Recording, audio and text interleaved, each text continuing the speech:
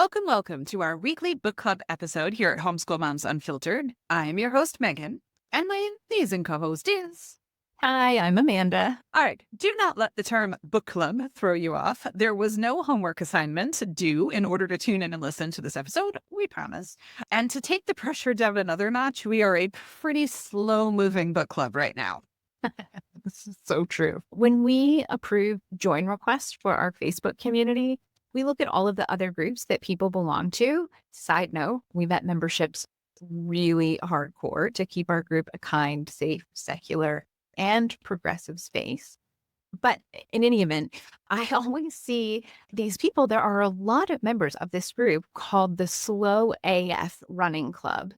It's not for me. Okay. I only run if there's like a bear chasing me. And even then, I'm better off just laying down and playing dead. But that feels very fitting for our book club right now. You're not lying. We are reading Deborah Reber's book, Differently Wired, and there's just so much good content that we are only making it through one to, if we're lucky, two chapters each week. And it's not a complaint, not at all. I mean, it's an amazing book. It's just what it is. We're just very slow moving right now. So you're welcome to read along with us. It is an awesome book. But if you're like, my plate is overflowing and now you're giving me a freaking reading assignment to listen to a podcast, no, that is not what is happening here. Do not stress. You can absolutely tune in, listen to our Sparks Notes style digest of the book. Or if you're the same age as Amanda and I, you call them Cliff Notes, but nowadays the youngsters call them Spark Notes. So we're being hip here.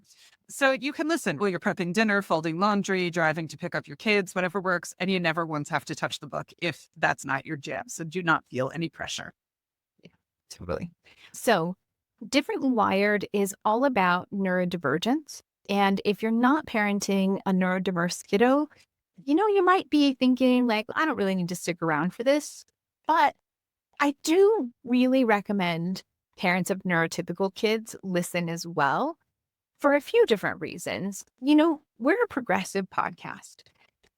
We're a progressive community, and we fully support DEI initiatives. Okay, if we're going to support it, we need to better understand it.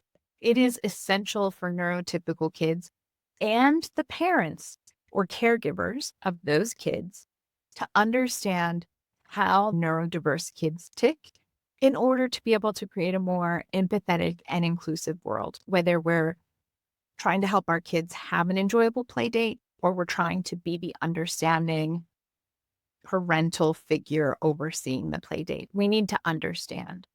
And in fact, today we're going to be sharing some stats about neurodiverse adults in the workplace that might really kind of blow your mind.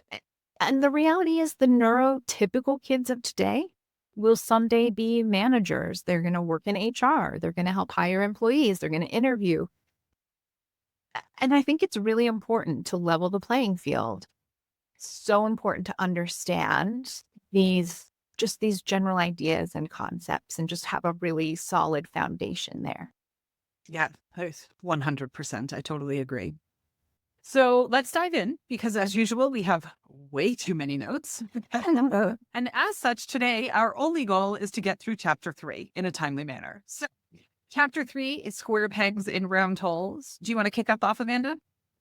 Sure. So I thought it was interesting. She opens up with this kind of analogy where she's talking about how people, when they run a marathon, I have no idea because, again, not a runner.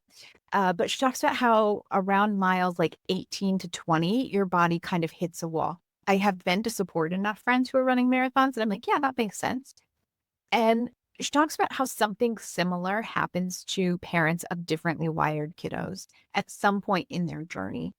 And for me, I was just like, I think that's a good analogy. I think it's probably very true. And I think that we probably all hit that point, some earlier and some later. But it's just that point, right, where we're freaking tired of the fight. And we throw our hands up and we bury our heads in a book or a new TV series.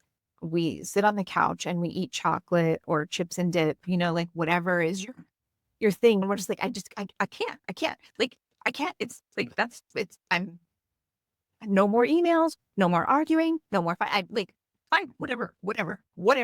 I'm done. I'm done. And then, nearly all of us get back to it, right? Like, just like marathon runners as well. Like, if you're going to keep the analogy going, most of them dig deep and they do their best, even if they have to walk for a while. Even the ones who walk a good chunk, you see them at the very end pushing to actually run across the finish line. I feel like it's a pretty accurate analogy all the way through for parenting, and not the struggles that you have with your neurodiverse children so much as the struggles you have fighting for your neurodiverse children in a world that doesn't necessarily want them to fit in. Mm-hmm. Totally agree. I made a note on the next page. Now, some of the notes that I made for this week, I kind of read through the lens of knowing that there are plenty of people in our community who are on the fence about homeschooling. And we've talked about this in other episodes where it's like they're so close. They're so there, but it's scary. I get it, right? I mean, it is really scary to leave the system that is the prescribed system that we're told is the one and only way kids will be successful in life, that your family is constantly telling you that you're going to screw it up, that you're not enough, all this kind of stuff. So we get it. But I know there are plenty of people who are like, school is not working and they're holding on. They're white knuckling it. They're really holding on. And so I made some notes today, knowing that probably some of those people are listening as well. And so on the next page, there was a note here. There's a whole engagement here where a mom is saying that her son comes home from school and says that the kids at school are killing his dream. And she says to her husband, when are we going to listen to our son? He's telling us that this is not working. When are we going to listen?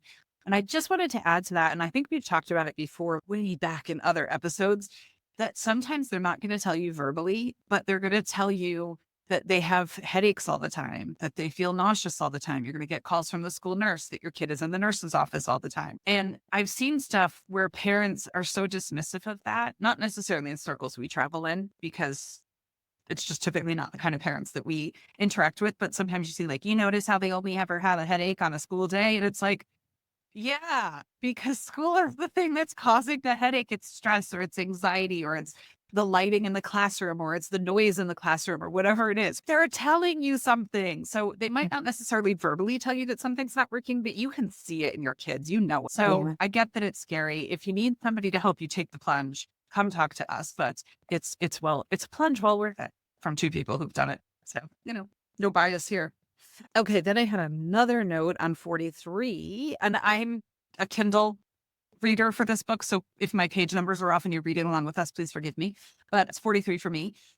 It says, those of us raising differently wired kids are engaged in a more extreme form of child rearing. And I was like, yes, so much so, right?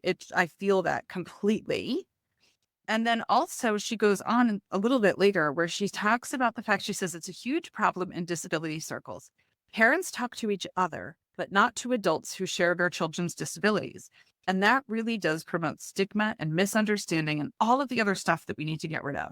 And I think this happens a lot in the autistic discussions that I see, where people are like, what about ABA? And almost all the time, the response to ABA is talk to adults, talk to autistic adults, see what their thoughts are. Because a lot of times it's very well-meaning medical personnel that are giving you their thoughts and their feedback, but they're not the person who has the thing. So it would be kind of like asking somebody who's not visually impaired what it's like to be visually impaired or how to help a visually impaired person. If you want to know how to help a visually impaired person and set up a space that's going to accommodate them, go ask a visually impaired person what they need in order to succeed. And so it's kind of the same concept. I'm in a lot of autism groups, right? And there was one that got started locally when I was living in South Carolina. And there was a parent who posted, she was at a crossroads about something. And I said, why don't you ask some autistic adults? And she replied back and was like, I wouldn't even know where to start. How would I do that? We need to figure this out. You can join Facebook groups for autistic individuals. I would even go, we had a really big community group in town that had like 40,000 members in it. I would even just post in there and say, hey, I'm at a parenting crossroads and I would really appreciate talking to some adults who are autistic. Would anybody mind DMing me? Out of 40,000 people in that group, there are autistic adults. And I guarantee you some of them will message you and be more than willing to chat and help. So ask, right? Ask the people who are adults who are in the real world, who are doing that thing, and get some advice from them, because I totally agree that it continues stigma and misunderstanding. I've seen it again and again and again. Okay, so for me, the thing that I thought was most interesting about this chapter is it's broken down into these different kind of topics. And so page 44 starts a new topic called isolation and stigma. So it's nothing I didn't personally find a lot of things in here that I felt like I really needed to pull out. She's just kind of pointing out this idea that when your kiddo has any kind of neurodivergence and you're having this different parenting journal, you can really find both your kiddo and yourself kind of isolated and these stigmas from the outside world. And it's that idea of like, we've talked about it before. If you have a gifted kiddo, you can be the asshole who's like, I've got a gifted kiddo. And everyone's like, actually, you probably don't if you're that excited and happy to tell everyone about it. And if you have an actual gifted kiddo with all of the amazing things that come along with it, it's hard to say that to people and it's hard to have that conversation. And it's hard to find people who are in the same boat that are thinking the same way as you and that are going to address it the same way and that are having the same challenges or struggles and how they're addressing, like it's hard to find your people no matter what. And then when you're narrowing the group down and you're narrowing the group down and you've got really specific criteria and you're trying to find someone who thinks the same way you do and has the same values and the same parenting ideas, and you're picking from a much smaller group of parents or caregivers, it gets really hard to find a community of people that are all like-minded about this thing. And so whether we're trying really hard to find community or we're just like, oh, I can't put myself out there on this, or I feel like I can't talk about my kid. Because I know a lot of people when they first start the process of diagnosis feel like they can't share that. It's not their place, or they don't want to openly talk about it again because of the stigma being put on by society and all of that jazz. Whether we do it on purpose or it's completely inadvertently, we isolate ourselves quite a bit. And again, that idea, yes, it's hard for the kids, but it's also hard for the parents because,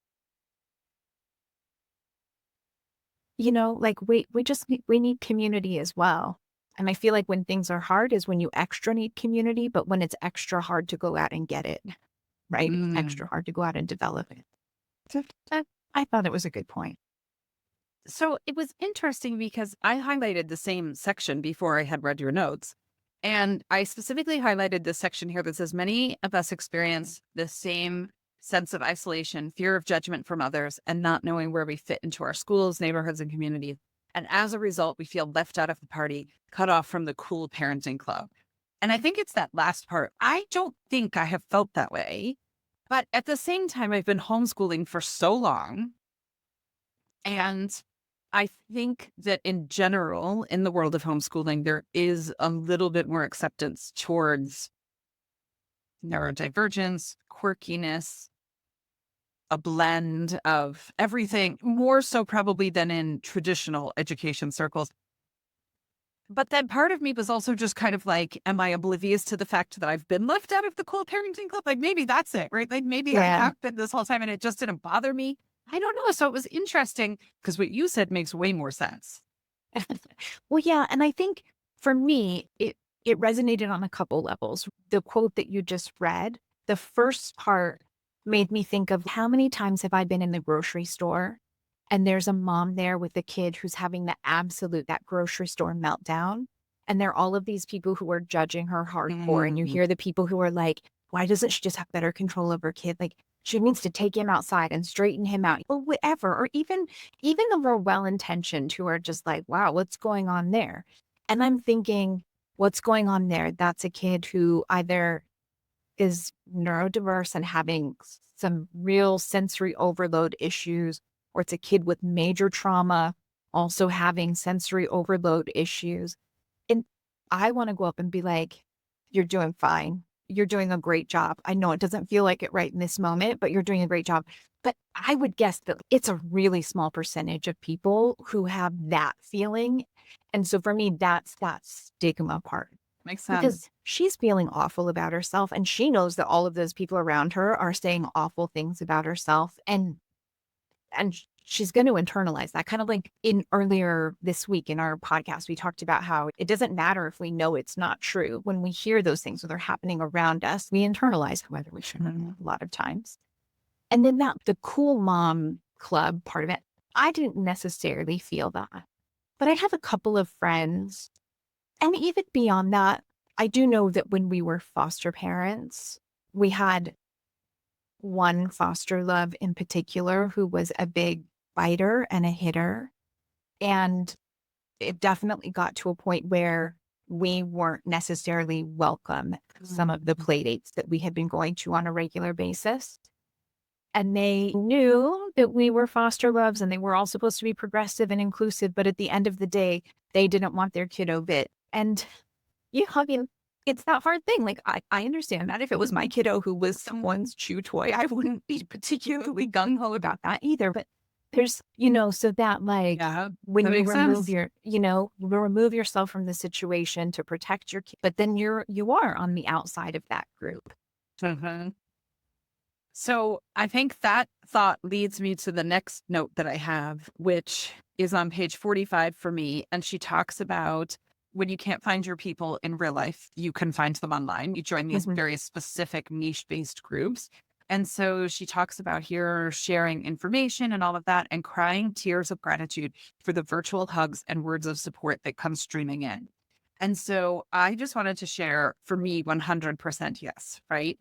I remember it was probably 2 years ago, maybe even a little bit more, that I had just reached a point where my sole function was keeping one of my kids on the rails. And it was all me, and neither one of us were sleeping. And it was exhausting, and it could only be me all the time. And so I just didn't know what to do at that point because not only was it the moment that was very difficult, but then looking forward and thinking, how does this evolve? Yeah. How do we ever reach a point where this works in the long term? And I went into one of the Facebook groups that I'm in and I set up an event in Facebook, like you can do. And I just put it out there and I was like, anybody who is parenting a kid with ADHD specifically, if you're willing to come and just talk, like, I just need help. I just need help. And we had this meeting and multiple people showed up, people who parented ADHD kids, people who were ADHD themselves. And it was that one session in Zoom was completely life changing. And some of these people, I like knew their names from the Facebook group, but we never talked. We're not friends afterwards. Like it was literally just a one time coming together. And I made some really big decisions based upon that. I totally cried through the meeting. But these people that came together and just said, here's what I think, here's the experience that I've had, here's what might work, here's an idea for you. Life changing, absolutely life changing. And after that, we made some decisions that drastically changed things. So don't be afraid to go into those groups and just say, hey, I mean, I would say that even about our group. If you want to set up a thing where you're like, I'm homeschooling a kid who's XYZ and I don't know I am at the end of my rope. Will anybody come and talk to me? Come.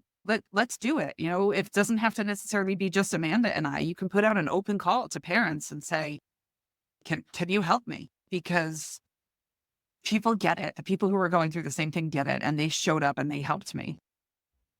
Yeah. No, it's true. I mean, it kind of perfectly sums up this chapter, this section of the chapter on page 46 at the end. She says, the struggle, as they say, is real and it's hurting us emotionally, mentally, and spiritually. And I think there's a lot of strength and power in admitting when something is hard and when it's hurting us emotionally, mentally, and spiritually, because you have to be really brave to admit when you're failing, when things aren't going the way that you need them to go. And it's not that you're failing so much as if you are being hurt emotionally, mentally, and spiritually, you're failing yourself Hmm. and you need to do something. You deserve better. And you can't get to better. You can't work on better until you admit that you need to. That was the point for me that it kind of drove home.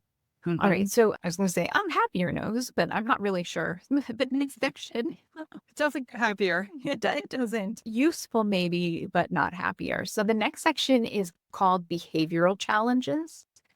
And this section talks about anger and emotional outbursts and how sometimes those emotional outbursts also lead to violence with little kids or bigger kids and just the struggle with all of that.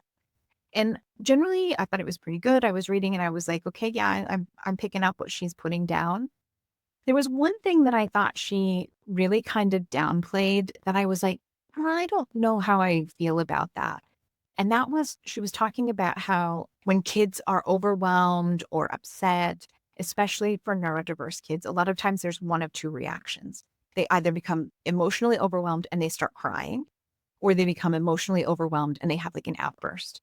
And she was like, well, the crying is acceptable and the outburst isn't. And I think that there's some truth to that, right? I mean, as a society, we have real big feelings about violence and how that plays into morality and all of that jazz. And that's becoming, I think, again, a bigger issue in society as a whole with the dumpster fire that is our society right now. But I also think that crying is becoming a bigger issue with the dumpster fire that is our society right now. And it feels like, it seems like there's a growing pushback on this whole crying being okay for boys because of the far right and their bizarre obsession with gender and gender roles and toxic masculinity and just all of that grossness. And so I do think that we need to be aware of it and handle it. I don't know the right way to put it, right? But it is an issue. It's becoming more of an issue again, I feel like. Mhm. And yeah, especially as kids get older, being there and being a support for them and understanding that it is still a behavioral challenge and that it needs to be handled a little differently. Yeah. And I agree with you that it's becoming more of an issue. I mean, we lived in the South and the number of fuck your feelings t-shirts and bumper stickers and all that. And I'm just like, why? Why? What's that doing for our society that you think is so amazing that no people don't care about your feelings? Okay, I don't know. Yeah. And then, like, fuck your feelings on one side. No, what would Jesus do on the other side? And I'm like, well, Jesus would give a shit about your feelings, is all I'm saying. I'm not a Christian, but I'm just saying, I feel like your bumper stickers are out of sync. Okay. I mean, there might be a reason you're losing a lot of people, and it's this kind of bumper sticker messaging. Specifically. Yeah. All right. So moving on page 48, it was talking about some real life examples of kids not having the focus to follow through on things. They were discussing like getting distracted easily. One person was like, oh, my kiddo can get distracted walking down the stairs. Someone else was like, oh, like how frustrating is it that they finish their homework, but then they don't turn it in? And there's a quote. She says, these are perplexing behaviors. And unfortunately, the strategies our friends with neurotypical kids use are inadequate for us.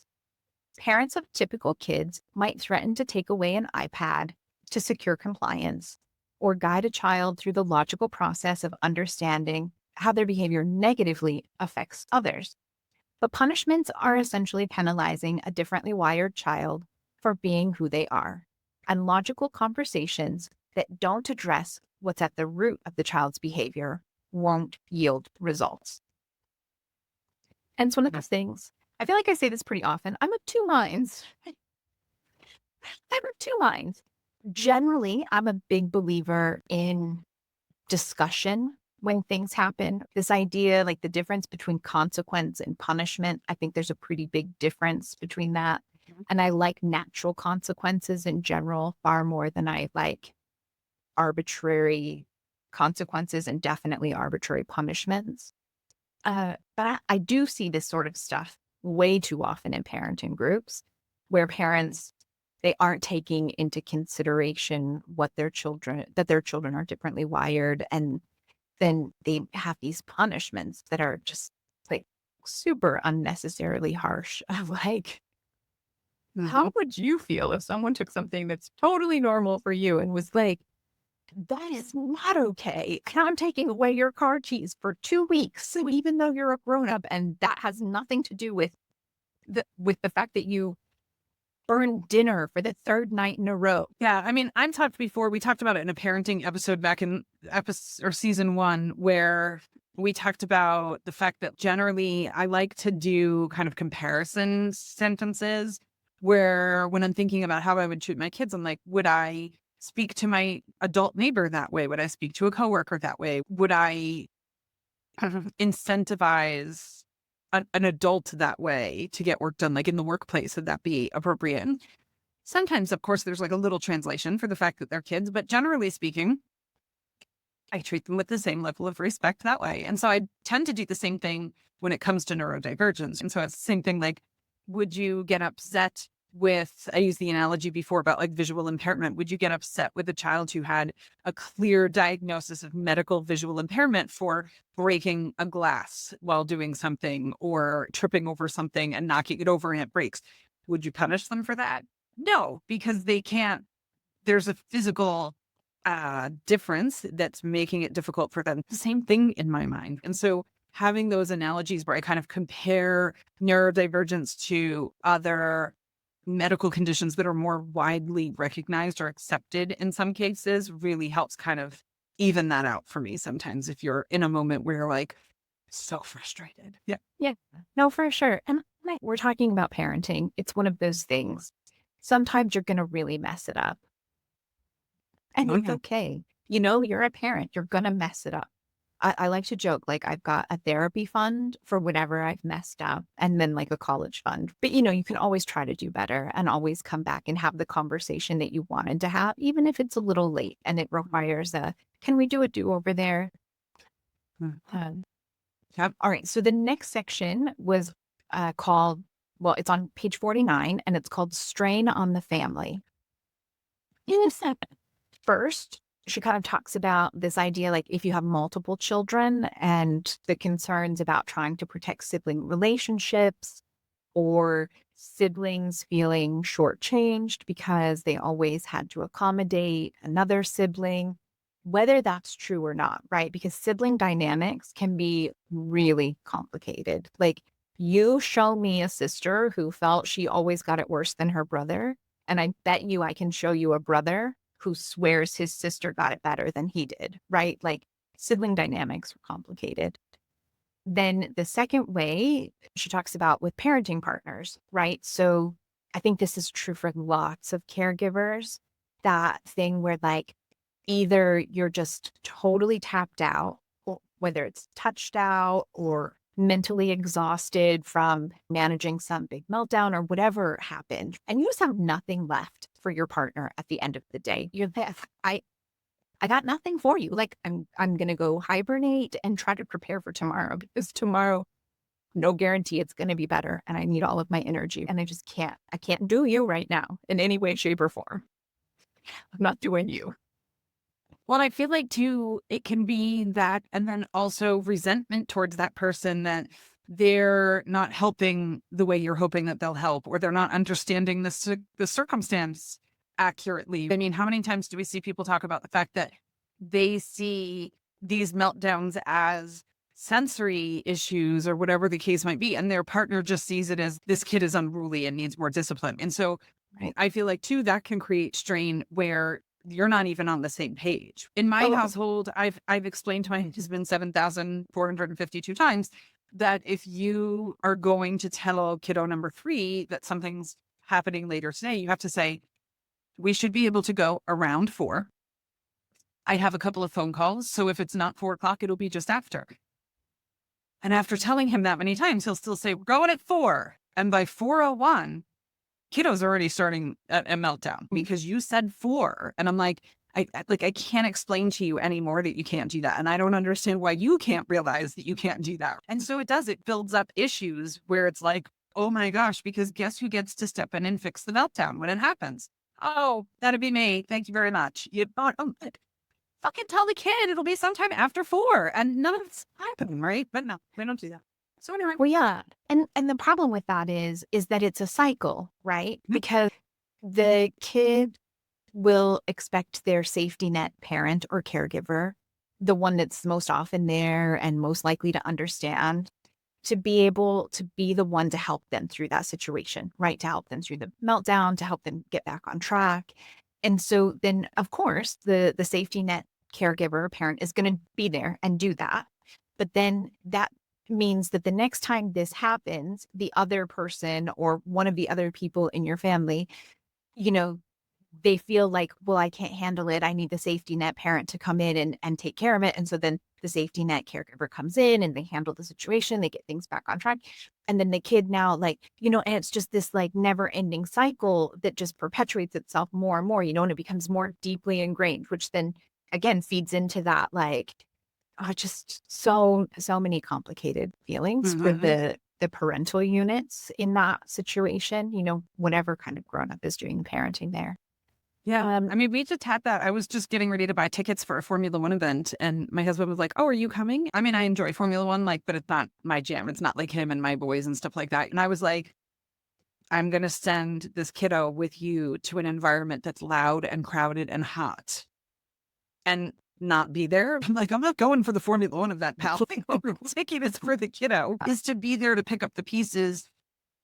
And in reality, not even get to the point where there's pieces to be picked up because I can sense it before it happens. And try to make sure it's actually an enjoyable event for everyone involved. Exactly. Yeah, exactly. And so I'm like, that's why I'm going to Formula One, but I'll be there. Yes. Yeah, no, it's true. There's a real struggle there with like, well, you want to make memories. And as the safety net parent, I can come along and help make sure they're good memories.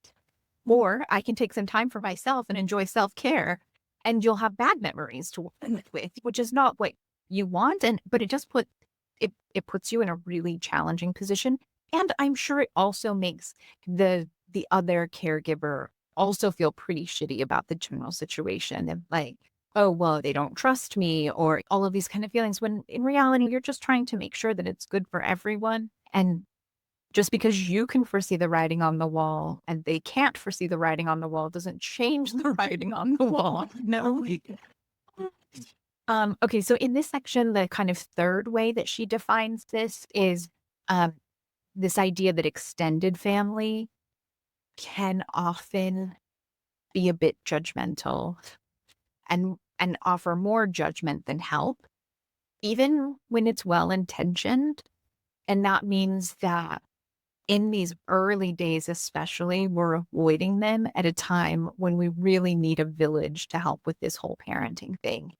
And I think that's most everyone who has a neurodiverse kid has experienced this in some way or another with some family member. And if you've only experienced it once, you're insanely fortunate.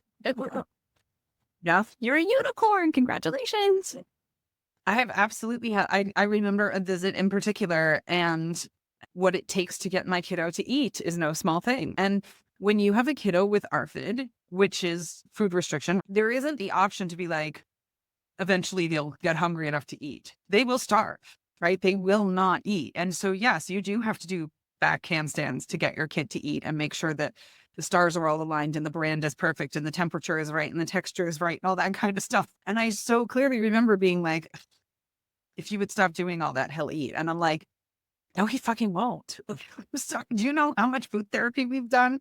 Do you know how much of it? No, he won't. And that judgment is there. And I'm just like, oh, it's so hard. It totally is. I get it. All right. So we have plenty more to discuss, but also wanted to extend an invitation to our Patreon. So first of all, we just appreciate the support. We put so much time and energy into our podcast, and it actually does cost us stuff to host our podcast and all that kind of stuff. So we just appreciate the support. If you appreciate our content, we definitely appreciate a little thank you, kind of like podcast busting.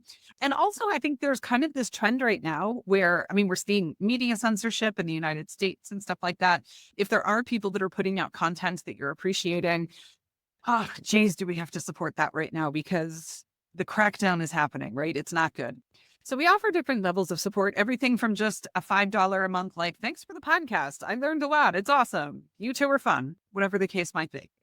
all the way up to options that include getting unit studies every month and live meetings where we have social gatherings and we offer homeschool support through various Q&A functions. And when I say unit study, the really cool thing about our unit studies is you don't have to pick around the Jesus. It's all secular, progressive, inclusive. We focus on own voiced content. It is such a breath of fresh air in the homeschooling world. If I have one more freaking person tell me, but the Bible study on Mia Academy is an elective, so you can just skip it. I'm like, no, I'm tired of having to pick around the Jesus. No. So check our show notes. There's a link if you want to come hang out at our Patreon. Come on over. We'll put a discount code there as well. At least at this time, if you listen to this episode like 3 years from now, it might not still be valid. But if you're current, there's a discount code there.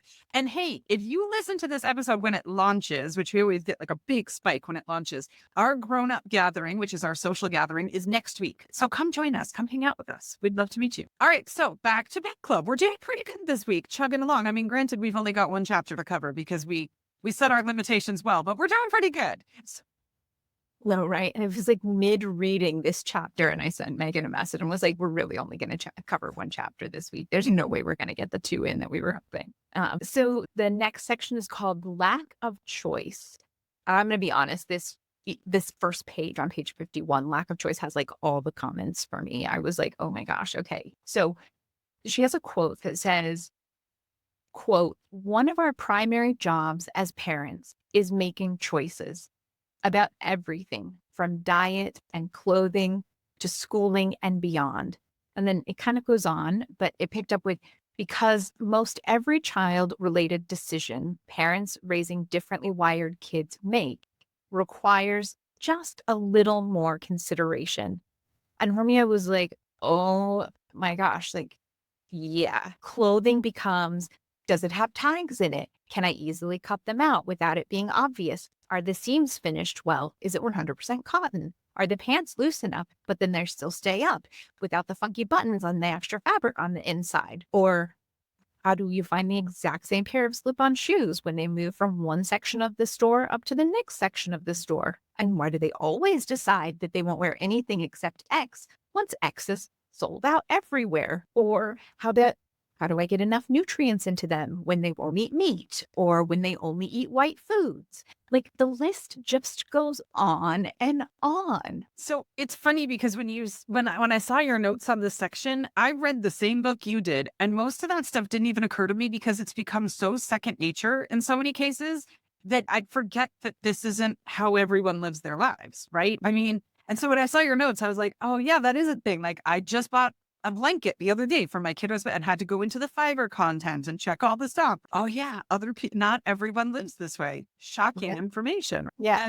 And I liked it. She had this moment in here where she said, like, it took her a while to realize, the author, it didn't occur to me that I couldn't just send my kid off to camp, that she had to call and talk about their ability to navigate some of his challenges and certain things that she knows are triggers for him, and find out if those exist there and how they might be able to circumvent some of that stuff and all of that. And I was just like, oh my gosh. And so, yes, on the one hand, I'm saying some of this has become so second nature that I don't even think about it. And then on the other hand, sometimes, even though I've been living this way for so long, I still drop the ball. And you'd think that it would just be intuitive at this point. So I have a kiddo who's going on a trip. He leaves in a few days, and according to the packing list, it said lightweight trail shoes. Okay. I went online. I ordered lightweight trail shoes. I ordered them in a variety of sizes so you could try them on, return to the ones that didn't fit. No problem. They tie. And I was like, oh, like, where's my brain? Where is my brain? I know this. So thankfully, I posted in our Facebook group that we host, was like, people who are good with adaptive accommodation.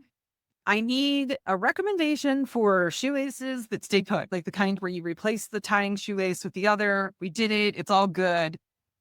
With practice, they passed the test. But it's like, even sometimes when you're thinking, oh, I'm so in tune with this and this is just how I operate, you still drop the ball sometimes. And you're like, how did I not foresee this challenge? How did I miss that? Like, how did I? Yeah, no, totally. And so that's it. Like, this whole page for me, I thought there were a lot of things that were like, oh, this is good. So the next one she pulled up was, so there's a quote again. She says, circumstances such as financial constraints or a child's plummeting emotional and mental health because of poor school fit, lead many families down the road of homeschooling, frequently as a last-ditch effort to cobble together a solution the family can live with. And I was like, well, if that doesn't apply to Homeschool Moms Unfiltered and probably three-fourths of the people in our Facebook group, I don't know what does. And she'll get into that more later. And we'll talk about that more, I'm sure. But I was just like, that one sentence, I was like, oh my gosh, yes, check. Quick. And then after that, she goes into what you were just talking about, like more specifics with the extracurriculars. So the quote says, extracurricular activities present similar challenges. Depending on what's going on with your child, say they're super sensitive, or they fall apart if things don't go their way, or their poor social skills make team sports a disaster. We can't just sign them up for an athletic or enrichment activity and assume things will be fine. Unfortunately, this reality is often a lesson we learn painfully over time as the negative experiences for our kid and our family add up. It was just like, we are lucky that that hasn't happened a lot in our family, but it did totally remind me of our foray into soccer. So my kiddo was kind of naturally pretty good. And I have a niece who played club soccer at a really high level into university. So her family was always like, oh, he's got a really strong kick. He's got this, he's got that. You've got to do something with it. And he would sometimes play with my niece who was quite a bit older than him. So we're like, okay, fine, we'll try a class. And we picked one that was a bit smaller and not like the big like soccer shots or whatever that's out there. And it had no games. It was just more like a clinic, learn the basic skills, see how it goes sort of thing. But so he was a toddler, maybe 3, might have been 4. At one point, the coach wanted everyone to sit down on the grass. And that was not going to happen. Kiddo was not sitting on the grass. But the coach would not move on until he was sitting. So eventually, Winston, my kiddo, problem solved and sat down on his own little soccer ball because each kid had to have their personal soccer ball.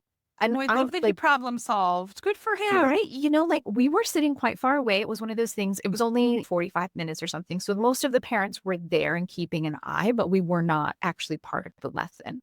And so I'm watching, I'm like, I was pretty proud of him. Like, that's a pretty good solution to come up with when the coach is adamant you have to sit down and your butt in your shorts is not touching the ground with grass.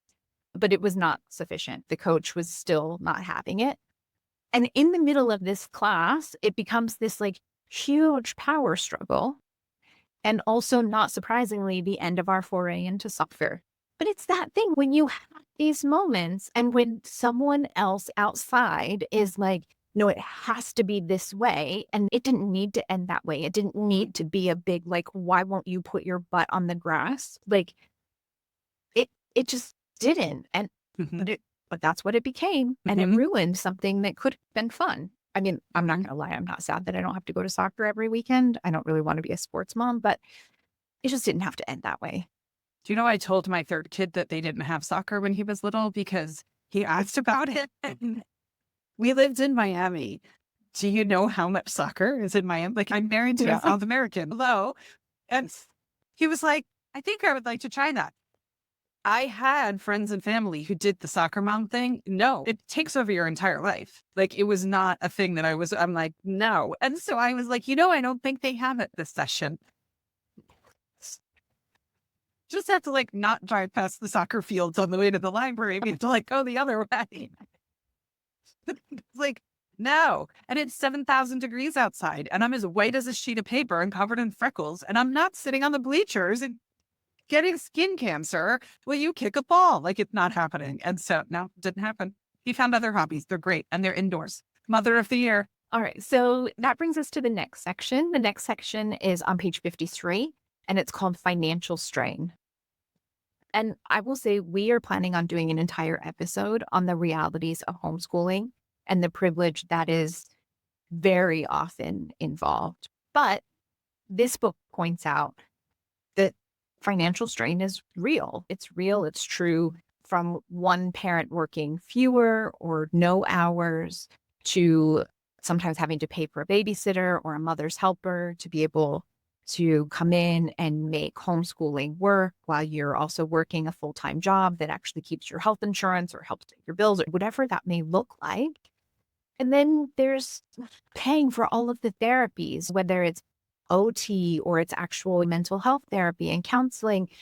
Our insurance covers it. It still costs a silly amount of money every month with insurance coverage. I mean, like these things. And then don't even get me started on all the adaptive things. If you need special clothing or you need special toys or special tools, the money, it's just a never ending cost. And, when you're doing it all yourself, it's hard.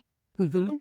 That doesn't even touch the issue of how very expensive it can be to get a diagnosis. Mhm. And the fact that in the United States and in some other countries, because I've talked to a couple of friends who live in other countries, insurance doesn't always cover it, often because it's considered educational and not medical. And well, anything that's educational wouldn't need to be covered by, I mean, whatever. It's ridiculous. I won't get on that soapbox today, but I know in my own family, I often say that we were fortunate because we were able to plan ahead over 2 calendar years to put money aside in our HSA account that we used to pay for the cost of diagnosis, which was in the thousands, right? In the book, she mentions it costing $2,000. And I was kind of like, I don't know anyone who's only paid $2,000. Like, that would be awesome. Yeah. Because insurance, it's like it just doesn't cover it a lot of the times. And Mhm. especially in the US, I really worry that that's going to become an even bigger issue with things that are happening in that dumpster fire that we've been talking about here lately. Mhm. I added a note to your point, even if the insurance covers it, yes, it's still expensive, but also just the amount of time and energy that it takes to fight your insurance company, to get bills paid, to get things covered. Holy cow, it is exhausting and so stressful. Just so stressful to get looped around and sent around and around with them. I mean, I've talked about it before. I literally came to a point where I emailed the CEO of Blue Cross Blue Shield. I was like, I'm done. Just I was done. But that was after a week of me being given the runaround. I cried so much that week that my eyes were blurry. Even when I wasn't crying, they were just like, not okay. I don't know the physiologic effect of what happened, but even when I wasn't crying, my vision was blurry because I cried so much that week. And so they have this power to do that. And I think part of the hope is that you will give up and just move on because it's so frustrating. So, okay. I'm 54. She mentions an article from The Atlantic in 2016, The Atlantic magazine, called The Special Education Charade. And we'll link it in our notes below. And we've also got it scheduled to go out in our Facebook group. But we've also, it could be behind a paywall. If you've looked at other stuff on The Atlantic, it's one of those things where you only get like 2 free clicks a month or something. So we'll also include some just kind of a description, a little synopsis for you. But basically, it talks about the inequities in special education, lack of individualized support, systemic challenges, things like funding shortages, teacher training gaps, administrative red tape. And to your point, I mean, literally yesterday, half of the Department of Education was fired. So talk about that getting worse. I mean, it's just unreal. So it's a worthwhile read, and we'll provide links for it. But she references it in the book, so I wanted to call it out here. Yeah. So that brings us, I think this is the last section, but I could be wrong. There might be one more. It's on page 55. It's called No Clear Path. And pretty early in the introduction, there's this quote. It says, no matter how much I planned, managed, and gripped everything around me tightly in an attempt to control the outcome, there were no guarantees. Anything could happen. I couldn't predict the future any more than I could ensure a happily ever after. And I just think this is pretty common. I see it in people in my circle. This, when you don't have control over all of the things, trying to hold it tighter, trying to control it more because that might somehow help. And you don't have that ability.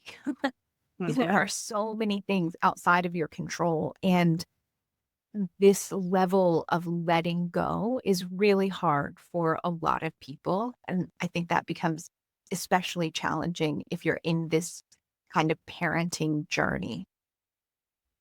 We had a guest on last season, Danielle. It was an episode where we talked about resparking the joy of learning. And Danielle pulled her two kids out of school. Her oldest, in particular, was a traumatized zombie of a human. By the time she pulled him out of school, he had dyslexia, dysgraphia, dyscalculia, and the school system had done a real number on her kid. And she used the phrase holding things loosely so many times during that episode. And I literally hear her voice so often. I just never heard it put that way. And she's very gentle in her approach and the way she said it. And I hear it in my head all the time. So if you're struggling with that, go listen to that episode. It was about resparking joy because I loved her advice. She was great. Okay, we talked at the beginning of the episode about statistics and how we have some that might blow your mind. Whew. So we did a whole episode last year about why neurotypical folks need to do a better job of understanding neurodivergent people. It's full of statistics, but one that's in this book in particular talks about the fact that approximately 80% of grown-ups with Asperger's and high functioning autism do not have full-time jobs. Not because they can't work, but because they often have difficulty being socially acceptable while they get the work done. And we've talked about last week or the week before, we talked about Asperger's and high functioning autism being terms that have kind of Asperger's for sure being out, except for people who choose to identify themselves that way, but it is no longer a medical diagnosis. And high functioning autism is also kind of waning as a term that's used. But the point remains the same, that a lot of times this becomes challenging. And so that I thought was a great call out here.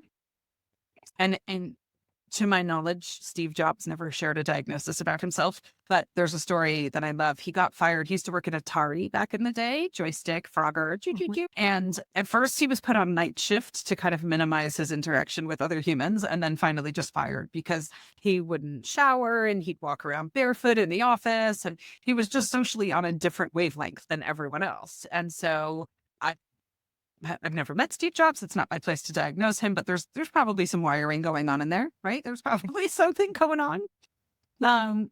Now we recorded that episode last year. Since then, I had come across some other studies, statistics, since we recorded that episode. And again, we'll link some stuff in the notes here and we'll put it in our Facebook group.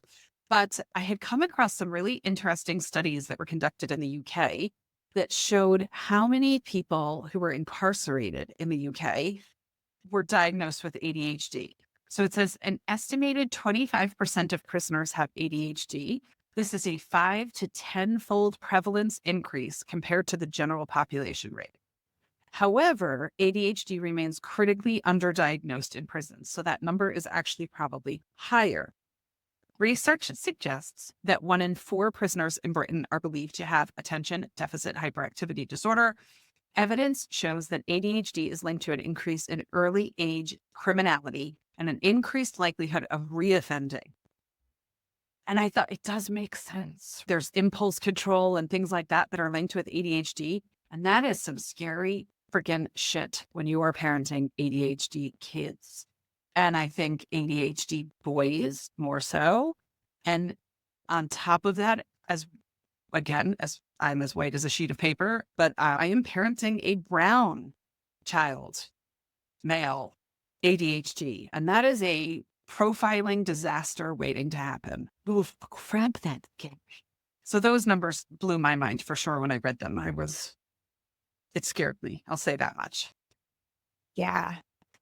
Statistics are hard that way, right? Mm-hmm. Yes. Obviously, they are based in truth. And then what does that mean? And what does it mean in the dumpster fire of a society that we're living in? All right. Well, I'm not positive that this is really going to lighten the mood, but I liked the fact that this chapter wrapped up with this paragraph. So I'm going to go ahead and read the last paragraph of the chapter. As parents of neurodiverse children, we spend much of our life pushing through these daily struggles, often on the outside looking in when it comes to parenting and securing what we need to set up our children for success. But this reality isn't circumstantial, accidental, or a case of bad luck. Rather, the challenges are pretty much guaranteed and exacerbated by an entrenched system and set of norms that weren't designed with our children in mind. Our daily challenges may discourage and exhaust us, but the system is what's keeping us stuck. I highlighted that quote too. I was like, uh-huh. And I think Yeah. that's why you see such a rise in homeschooling for neurodivergent families too, because if you can break out of that system, it doesn't fix everything. It doesn't make it all easy, but I think it certainly helps a bit, at least. Yeah, I mean, I agree with that on so many levels, right? I used to always think if I can have just a couple of more years with my kid before he goes into a public school, if I get just a little bit more time with him to make sure that he's really self-confident and that he's really strong in his personal values and who he is and where he stands on things, then I've got a better chance of him standing up against all of the crap he's going to experience in public school. And that's how I was approaching it. And circumstances, primarily the pandemic, right, meant that he was home with me for a lot longer than I thought. And then on this journey, for a lot of reasons, we decided that the best choice was to just stay home and find other ways to interact in the community. Now you're a lifer.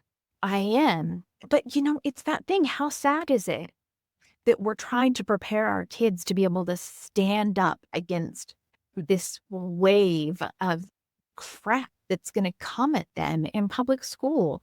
And just think, if you can have your kids with you and not having to stand up against that wave, but continually growing and becoming confident in who they are and their core values and the fact that their uniqueness and all of the ways they march to a different beat are actually wonderful, amazing things that are going to make them incredibly interesting, happy, and successful in whatever way you define success. They're going to grow up to be interesting, the kind of people that are like, I want to hear your story. Like, that's an amazing life story. Well, that wraps up chapter 3. Chapter 4 is going to be what's keeping us stuck. So we'll see. Maybe that one I'll get to end on it with a happy quote. Is it promising?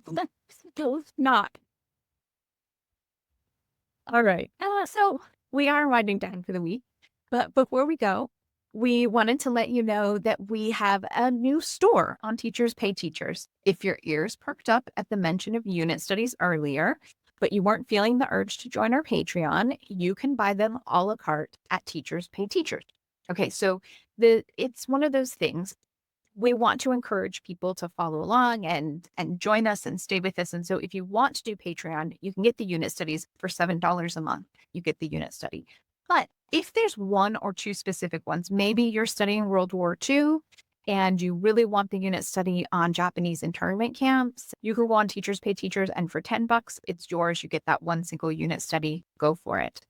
We'll link the shop in our show notes. Like always, we try to make sure we always put anything we talk about in the show notes. We super, super, super appreciate your support. Meagan kind of mentioned it before. I think most people don't fully realize how much a podcast costs to run each month and how little you make podcasting. So in January, we made $4.52 profit. It was pretty amazing. But yeah, so we just really appreciate your support, and we're going to continue to keep trying to grow this community and support other homeschoolers, those progressive, like-minded homeschoolers who are just really desperate for support and community right now. And we appreciate your support, Beth. Absolutely. Yeah. I mean, you mentioned the Japanese internment one. We took a break mid-episode because I had to make a phone call, truth be told, and noticed on President Trump is expected to invoke the Alien Enemies Act, a wartime law that allows the president to detain or deport natives and citizens of an enemy nation in order to carry out mass deportations, according to 2 officials close with the matter. And the last time that happened was Japanese internment during World War II. So if we do not learn history, either way, it's going to repeat itself. But at least if we've learned the history, we're a little bit better armed and prepared. So grab that Japanese internment one. Holy crap, you need it right now. All right. Well, that wraps us up for today. Please make sure you tune in next week as we slowly plod our way through this incredible book that is absolutely worth our time and all of the related discussion. It almost feels like it's just a long series of actual neurodivergent podcast episodes. There's so much that we have to talk about and cover. Mhm. So it's been great. We're happy to keep doing it. We hope you are enjoying it. We love your feedback. So please drop any thoughts or questions or comments. You can put them wherever you're listening. You can find us on social media. Truly, we love hearing from other people and what they're thinking. We talked a lot today about breaking the isolation around raising differently wired kids. So reach out. We're here. Yeah. And Yes, until we next are. time, happy homeschooling. Have an awesome day.